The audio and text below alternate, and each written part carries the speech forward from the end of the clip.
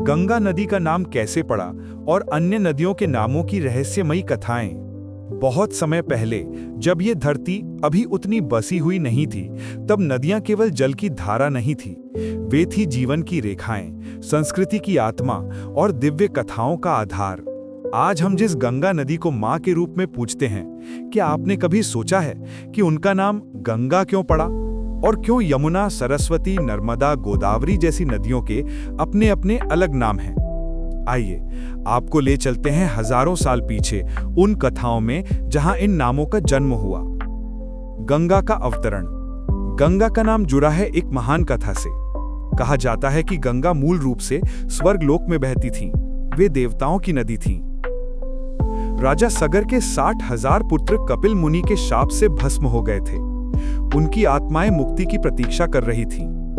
तब उनके वंशज भगीरथ ने हजारों वर्षों तक कठोर तपस्या की।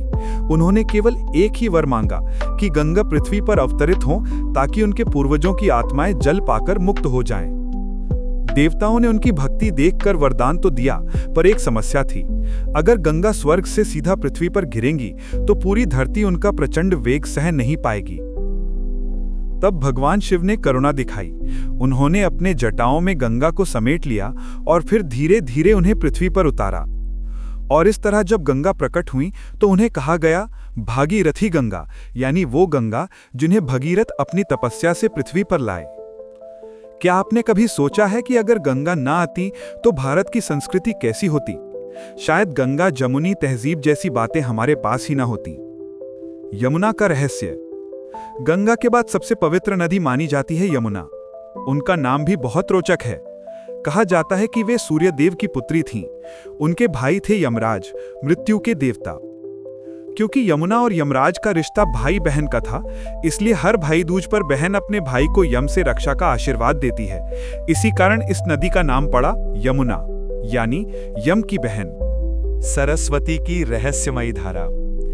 अब आते हैं एक ऐसी नदी पर जिसे आज हम सीधा देख नहीं सकते, सरस्वती नदी।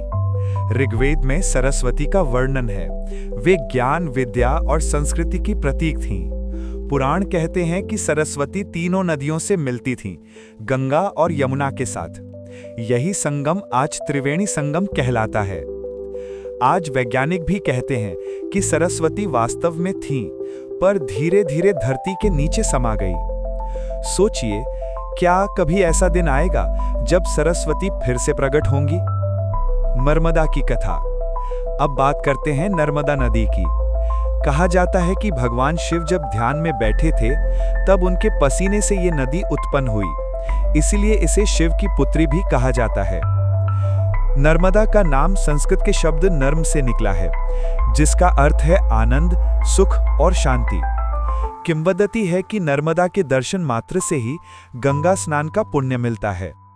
क्या आपको नहीं लगता कि ये नाम उनके स्वभाव के बिल्कुल अनुरूप है? शांत, गहरी और सुखदायक। गोदावरी और अन्य नदियां। गोदावरी नदी को दक्षिण की गंगा कहा जाता है।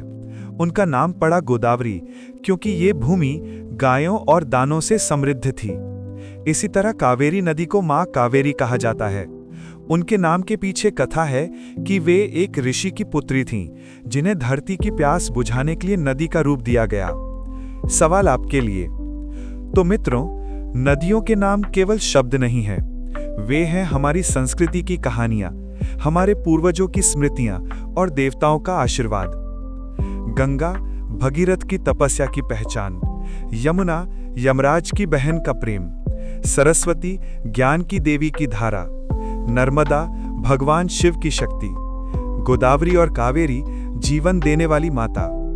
अब सवाल आपसे, क्या आपको लगता है कि इन नदियों के नाम केवल पौराणिक कथाएं हैं, या इनमें छिपा है कोई ऐतिहासिक और वैज्ञानिक रहस्य? कमेंट करके जरूर बताइएगा।